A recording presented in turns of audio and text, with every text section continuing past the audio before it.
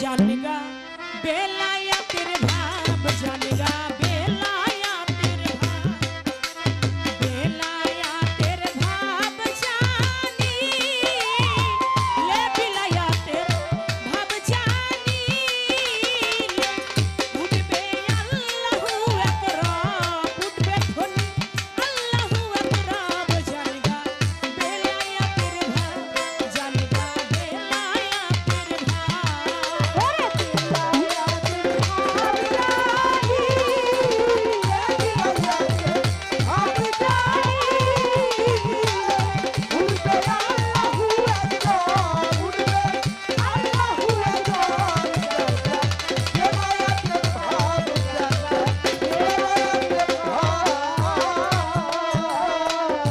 বেলায়েত হয় স্বয়ং রাজার ঘর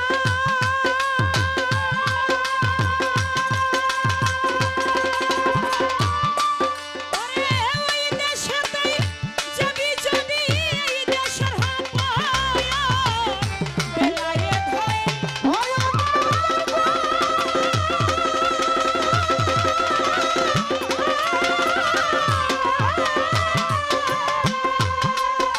তুই ওই দেশেতে যাবি যদি এ দেশের হাপার তুমি বান্ধ মায়া রশি হওগা মুর্শিদের দাসী তুমি বান্ধ মায়া রশি বান্ধ মায়া রশি হও আমার মুর্শিদের দাসী মুর্শিদেরই দাসী হইয়া সাজো নিষ্কামী বৈষ্ণব জানগা বেলায়াতের ভাব জানগা বেলায়াতের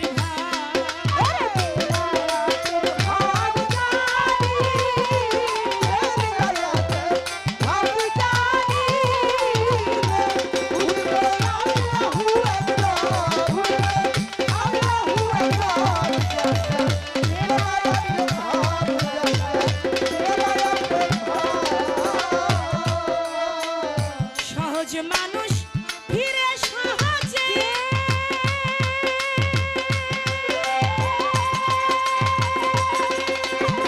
ওই সহজের ভাব নিয়েছে সহজে মিশে সহজ মানুষ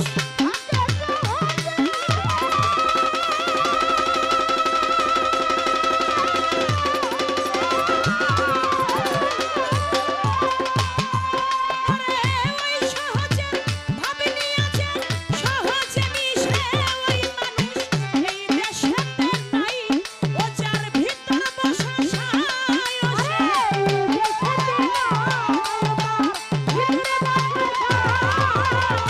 এই দেশেতে নাই ও যার ভিতর বসা সায় আপনি আপনি ভুলে গিয়ে করে এসমে জাতের জানগা বেলায়াতের ভাব জানগা বেলায়াতের ভাব বেলায়াতের ভাব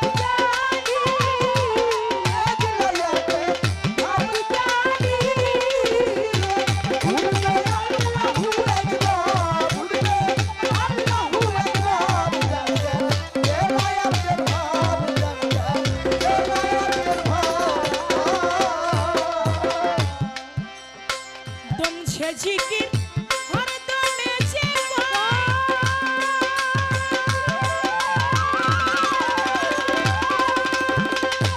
এইভাবে তার কথা সে যদি কয় তোর মা কিসের ভয় দমছে জিকির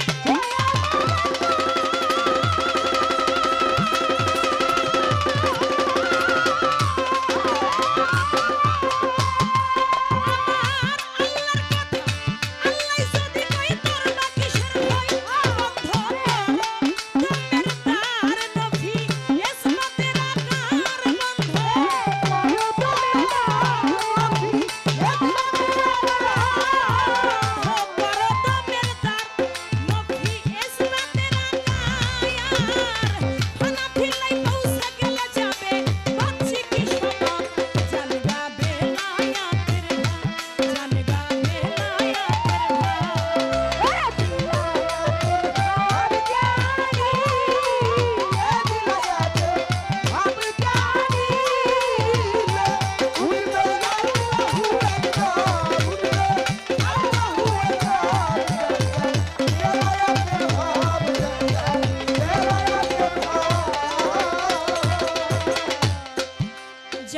বেলায়েতের ভাব।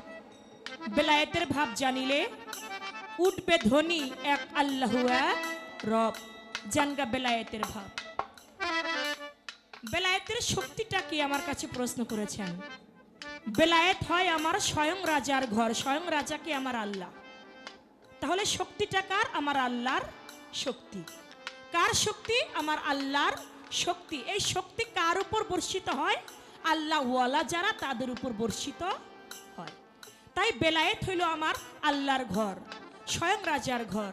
ওই ঘরে যাবি যদি তুই এ দেশের হপ্পর, তুমি বান্দ মায়া রশি হও মুর্শিদের দাসী।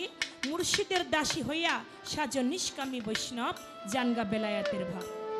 দমসে জিকির হরদমে যে কয় আমার আল্লাহর কথা, আল্লাহ যদি কয় তোর বা কিসের ভয়। বন্ধ কর দমের দ্বার, নফি ইসবাতের আকার, ফানা ফিলাই পৌঁছে গেলে যাবে তোর বাহ্যিকী স্বভাব। এখন কথা আসতে পারে আল্লাহর কথা আল্লাহ যদি কয়। আমার আল্লাহ পাক বলে সূরা ইউনূস ৬২ নং আয়াত, আমার আল্লাহর ওলির কোনো ভয় নাই, তারা কোনো চিন্তিত না। আমার আল্লাহর ওলির সঙ্গে যে দুশ্মনী করে আমি আল্লাহ তার সঙ্গে যুদ্ধ ঘোষণা করি। শুধু তাই নয়, আমার আল্লাহ বলে যে বান্দা আমি আল্লাহ আমার নাম নিতে নিতে আমার হয়ে যায়, আমি আল্লাহ তখন তার হইয়া সুবহানাল্লাহ। তখন সে যে হাতে ধরে সে হাত হই আমি আল্লাহর হাত। তখন সে যে মুখে বলে সে মুখ হই আমি আল্লাহর মুখ। সে যে পায়ে চলে তার পা হই আমি আল্লাহর পা। তার এক নাম মিলে হয় ওলি আল্লাহ। এজন্য বলেছে আল ওলি আল্লাহ মতো আমার আল্লাহর ওলিগণের কোনো মরণ নাই। তাই বলেছে আমার আল্লাহর কথা আল্লাহ যদি কয় তোর বা কিসের ভয়, তার কথা সেই বলে। মানুষের কোনো সাধ্য নাই কথা বলবার। তাই বেলায়েত শক্তি হচ্ছে আমার আল্লাহর শক্তি। এটা আরাফা ধাতু হতেই বেলায়েতের উৎপত্তি। আরাফা অর্থাৎ জানাশোনা। যেখানে জানাশোনা হয়, যেখানে জ্ঞানের উপাধি হয়, সেখানেই হচ্ছে আরাফা ধাতু থেকেই আমার আল্লাহর শক্তি উৎপাদন হয়ে থাকে, উদিত হয়ে থাকে। আর ওই শক্তি কে পায়? ওই শক্তি আমার আল্লাহর শক্তি কে পাইল? আল্লাহ থেকে বেলায়েত পাইল কি? আমার দিনের দেওয়ানা হুজুরে পাক। সকলে বলি সাল্লাল্লাহু আলাইহি ওয়াসাল্লাম। সুবহানাল্লাহ।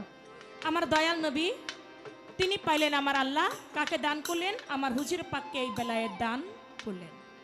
আমার দয়াল নবী এই বেলায়েত পেয়ে তিনি এই দুনিয়ার বুকে আসলেন। আসার পরে বেলায়েত কাকে দান করলেন? আপনারা জানেন 18ই জিলহজ বিদায় হজের ভাষণে আমার হুজুর পাক সাল্লাল্লাহু আলাইহি সাল্লাম মাওলা আলীকে লক্ষ্য করে বললেন মান কুনতুম মাওলাহু ফাহাজা আলিউল মাওলা।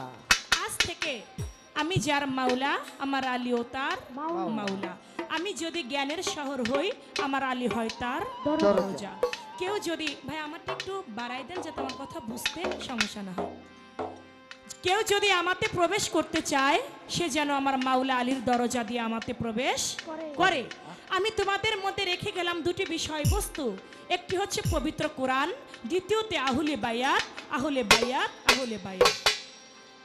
সাহাবাগণ জানতে চাই ইয়া রাসূলুল্লাহ আমরা পবিত্র কোরআন এটা তো সবাই জানি বুঝি, কিন্তু আহলে বায়াতটা কি? তখন মাওলা আলীকে আমার হুজুরের চাদরের নিচে নিলেন, মা ফাতেমা তো জোহরাকে তার চাদরের নিচে নিলেন, হাসান আলাইহিস সালাম হুসাইন আলাইহিস সালাম তাদেরকে চাদরের নিচে নিয়ে হযরত আলীকে চাদরের নিচে নিয়ে হযরত আলীর হাতটা উত্তোলন করে বলেছিলেন এরাই হচ্ছে আমার আহলে বায়াত, এরাই আমার পরিবার বর্গ। যারা এই আহলে বায়াতের অনুসারী হবে তারা কখনো পথভ্রষ্ট হবে না। তাহলে এই আহলে বায়াত হযরত আলীকে আমার হুজুর পাক মাওলা ইয়াদ দান করেছে। আমার আল্লাহ হলো রব্বিয়াত, রাসূলের রিসালাত, মাওলা আলীর মাওলা ইয়াদ। এই মাওলা ইয়াদটা সমস্ত বর্তমানে পীর মাশায়েখগণ যারা তাদের কাছে বর্তমানে অবস্থিত। মাওলা আলী তিনি কিন্তু বেলায়েতের কর্ণধার। 18ই জিলহজ কিন্তু তাকে ঘোষণা করলো, কিন্তু তিনি কিন্তু ছোটবেলায় জন্ম নিয়া, যার জন্ম মক্কা ঘরে কাবা ঘরে হয়েছে। পৃথিবীতে কোনো মানুষের জন্ম কাবা ঘরে হয় নাই, একমাত্র আমার মাওলা আলী করিমুল্লাহ ওজহু যার জন্ম মক্কা ঘরে কাবা ঘরে হয়েছে। সেই কাবা ঘরে জন্ম নিলেন হযরত আলী। জন্ম নিয়ে তাকায় না, হাসে না, কাঁদে না। আমার হুজুরে পাক সংবাদ পায় মক্কা ঘরের ভিতরে তার ভাই জন্ম নিয়েছে। তিনি গেল। এর আগে মা ফাতেমা বিনতে আসাদ কাবা ঘরে ঢুকেছে। এর আগে অনেকেই চেষ্টা করেছে কাবা ঘরের দরজা খুলবার জন্য, কিন্তু কিছুতেই খুলে নাই। আমার দয়াল নবী যখন তার রহমতের হাতখানা কাবা ঘরের দরজার মধ্যে লাগাইলো, আপনা আপনি দরজাটা খুলে গেল। দয়াল নবী ভিতরে প্রবেশ করলো, গিয়ে বলে, কাকিমা আপনার গৃহে নাকি আমার ভাই মাওলা আলী, যে হযরত আলী জন্ম নিয়েছে, দেন না আমার কোলে, আমি আমার ভাইটাকে একটু কোলে নেই। বলে, মোহাম্মদ তুমি কাকে কোলে নিতে চাও? তুমি জানো আজকে আমার সন্তান জন্ম নিয়েছে, 3 দিন হয়েছে। 3 দিনের মধ্যে একটা দিন আমি মা চোখ মেলে আমি মায়ের মুখটাও দেখে নাই। আমি মা আমার দুগ্ধ পর্যন্ত পান করে নাই। কাঁদে না, হাসে না, কেমন একটা আমার সন্তানটা কি বিকলাঙ্গ হইল? মায়ের মন তো কিছুতেই বুঝ আসে না। বলে, কাকিমা দেন না আমার কোলে, দেখি আমার ভাইটাকে। কেন কথা বলবে না, কেন তাকাবে না? আমার দয়াল নবীর কোলের মধ্যে যখন দিলেন, দেওয়া মাত্রই 2 চোখ মেলে আমার দয়াল নবীর মুখ মোবারক দর্শন করলেন। সুবহানাল্লাহ। যখন মুখ মোবারক দর্শন করলেন, ওইখানে আমার দয়াল নবী একটা নাম রাখলেন, হক হায়দারি।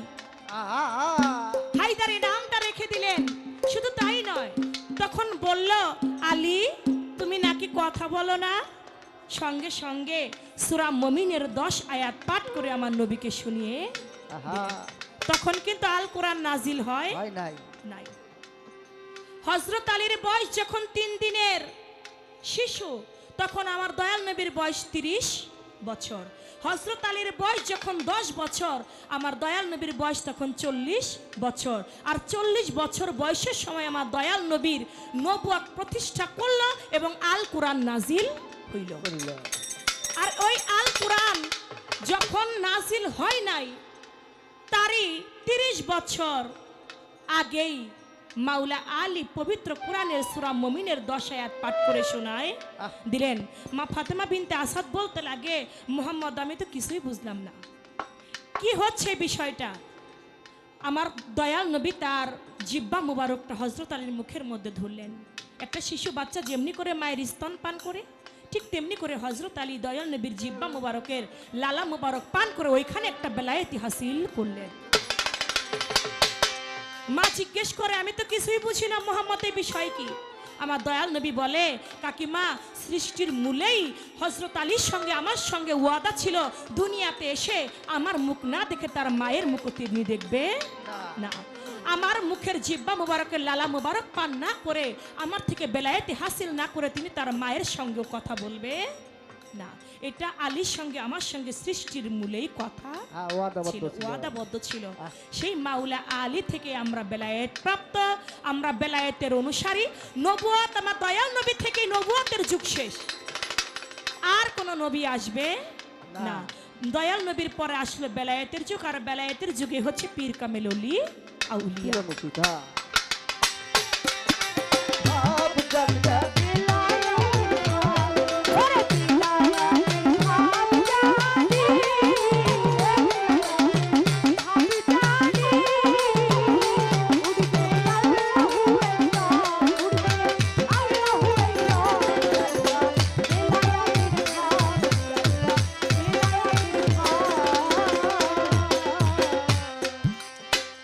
অনেকেই আছে যে নবীর দুরূদ পাঠ করে না। প্রশ্ন করেছেন আমার কাছে, তারা নবীর দুরূদ চললে দাঁড়ায় না, তাদের উপায়টা হবে কি? দেখেন, উপায়ের মালিক হচ্ছে আমার আল্লাহ, কোনো বান্দা নয়।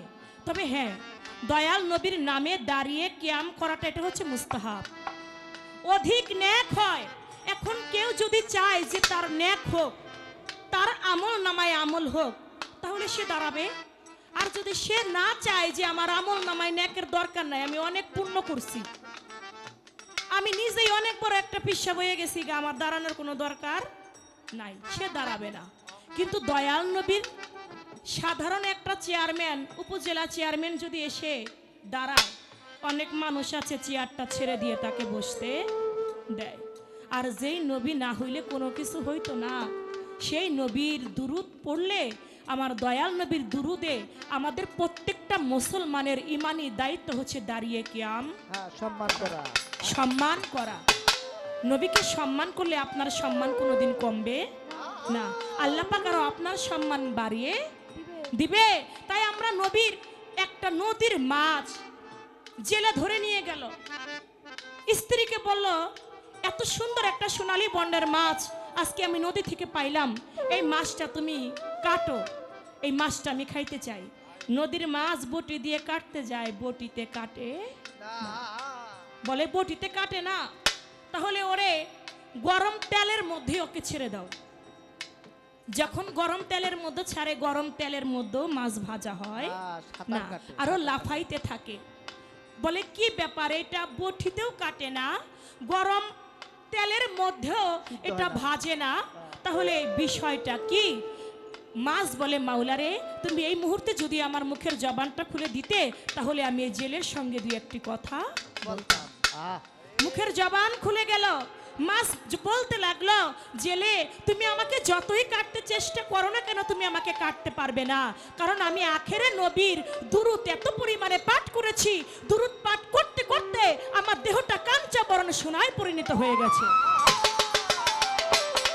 এখন তুমি শত চেষ্টা করলেও তুমি আমায় কাটতে পারবে না। বাবা, এখন দুরূদ পড়ে যদি আপনার দেহটা সোনা হয়ে যায়, তাহলে আপনি দুরূদ দাঁড়িয়ে কিয়াম করবেন না? অবশ্যই দাঁড়িয়ে কিয়াম করতে হবে, নবীকে সম্মান করতে হবে।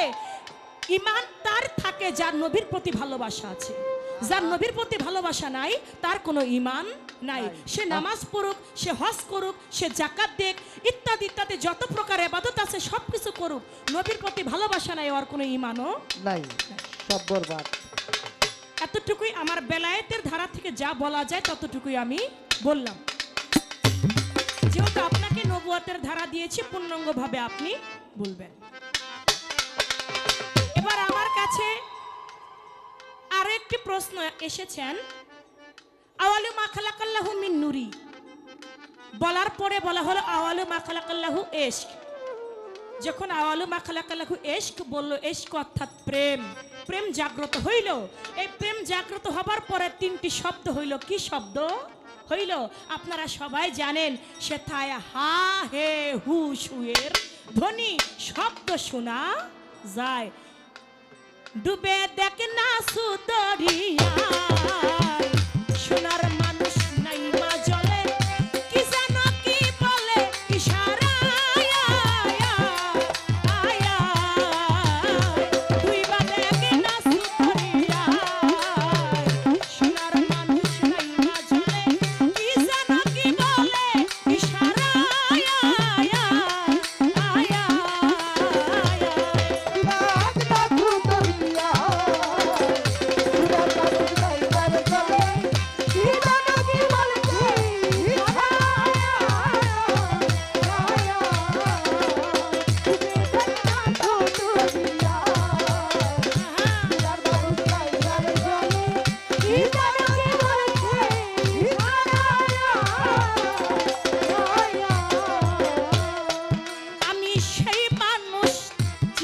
বলে গিয়েছিলাম নদীর কূলে, যাইয়া দেখি একজন মানুষ ভেলকি মেরে চাই রে ভালো, ভেলকি মেরে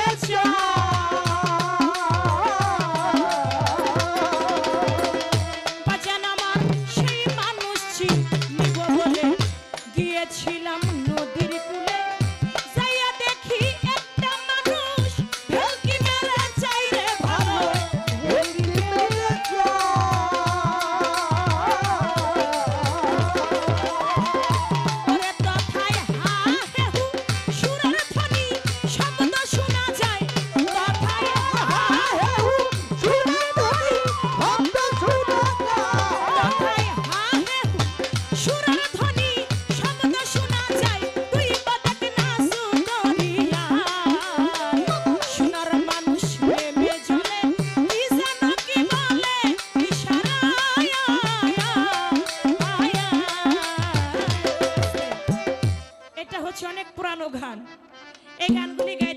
আমাদের দেশের বৃহত্তর ফরিদপুরের সাধক হালিম বয়াতি, এই গানগুলি গাইতেন দলিল উদ্দিন বয়াতি, আমার দাদা আইনাল মিয়া বয়াতি, আমার দাদা সাধক চান মিয়া বয়াতি।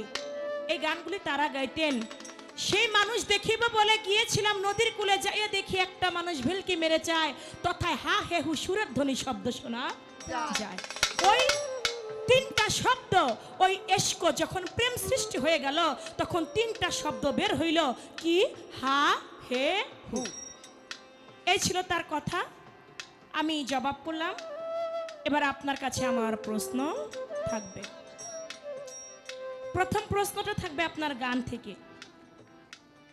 কুল কায়নাত সে দেখতে পাইল, রেখেছিল আমার নবীজির নূর মতির এক গ্লাসের ভিতর। আমার দয়াল নবীজির নূর যখন মতির গ্লাসের ভিতরে রাখলো, রাখার পরে ওই নূর যখন প্রতিষ্ঠা হয়ে গেল, নূরে আমার আল্লাহ পাকের উদ্দেশ্যে, আমার দয়াল নবীর নূর আমার আল্লাহ পাকের উদ্দেশ্যে 7টি ভাষণ দিল। অনেক নেতারা আছে না, এসে ভাষণ দেয়। আমার দয়াল নবীর নূর যখন মতির গ্লাসের উপর রাখলো, প্রতিষ্ঠা হইল, তখন দয়াল নবীর নূরেই আমার আল্লাহ পাককে উদ্দেশ্য করে 7টি ভাষণ নূরে দিয়ে ছিল। আপনি বলবেন সেই 7টি ভাষণ কি? সেই 7টি ভাষণের ভাবটা ছিল এই একটা কথা। এটা আপনার গান থেকে। এবার আপনার কাছে আমার কথা থাকবে, আমার দয়াল নবীর নবুয়াত কেউ দেখেছেন একগুচ্ছ চুলের মতো, কেউ দেখেছেন একটা কবুতরের ডিমের মতো, কেউ দেখেছেন একটা সামিয়ানা ঘুন্টির মতো, কেউ দেখেছেন আবার আইসিলির একটা গুটার মতো, আবার কেউ দেখেছে ইবনে আক্কাস, তিনি দেখলো মোহরের সিল নবুয়াত। আচ্ছা আপনি বলবেন তো, মোহরের নবুয়াত এটা তো একভাবে দেখলেই পারতো। কেউ দেখলো একটা কবুতরের ডিমের মতো, কেউ দেখলো এক গুচ্ছ চুলের মতো, কেউ দেখলো সামিয়ানা ঘুন্টির মতো, আক্কাস দেখলো মোহরের সিল নবুয়াত। এই নবুয়াত এত ভাব হবার কারণ কি? এত ভাব হবার কারণ কি? আর কবুতরের ডিমের মতো যিনি দেখছিল তার নাম ছিল কি? এক গুচ্ছ চুলের মতো যিনি দেখলো তার নাম ছিল কি? যিনি সামিয়ানা ঘুন্টির মতো দেখলো তার নাম ছিল কি? যিনি একটা আইসিলির গুটার মতো দেখলো তিনি ছিল কে? তার নাম ছিল কি? আর আক্কাসের কথা তো আমি বইলেই গেলাম, তিনি মোহরের সিল নবুয়াত দেখলেন। এই এত ভাব হবার কারণ কি? এই দুটি কথা আপনার কাছে আমি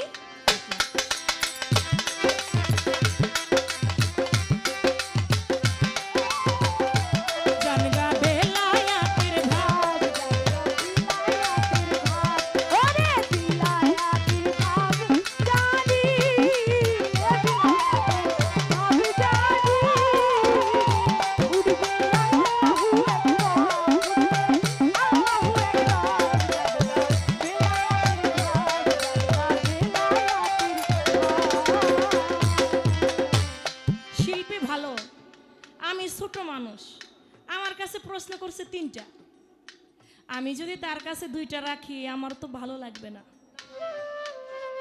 কারণ আমি ছোট মানুষ। আমার কাছে 3টা রাখলে তার কাছে অন্তত পক্ষে আমার 5টা রাখা উচিত। কিন্তু না, অবশ্যই আমি আবার এমন না। আপনি আমাকে 3টি করেছেন, আমি আপনাকে 2টি করেছি, আমি আরেকটি করব। 3টা সমান সমান হইব। পরের আসরে যদি আপনি আমাকে 2টা জিজ্ঞেস করেন আমিও 2টা জিজ্ঞাবো, আপনি যদি একটা জিজ্ঞেস করেন একটা জিজ্ঞেস করব, আর আপনি যদি 10টা জিজ্ঞান আমি 50টা জিজ্ঞাবো। এবার আপনি বলবেন আমার দয়াল নবীর বয়স যখন ছিল 25 বছর, মা খাদিজাতুল কুবরার বয়স ছিল 40 বছর। আপনি বলবেন আমার দয়াল নবী 25 বছরের একটা যুবক হয়ে 40 বছরের মা খাদিজাতুল কুবরাকে বিয়ে করার হাকিকতটা কি? আমার দয়াল নবীর বয়স যখন 50-এর মতো, তখন বিয়ে করলো মা আয়েশা সিদ্দিকাকে। আয়েশা সিদ্দিকার বয়স ছিল কত? কোন কোন রেওয়াতে বলে 7, কোন কোন রেওয়াতে বলে 9। আপনি বলবেন এই যে দয়াল নবীর অধিক বয়সে 50 বছরের মতো বয়সে তিনি বিয়ে করলো 9 বছরের মা আয়েশা সিদ্দিকাকে। এই 9 বছরের মা আয়েশা সিদ্দিকাকে বিয়ে করার হাকিকতটা ছিল। হাকিকত কি?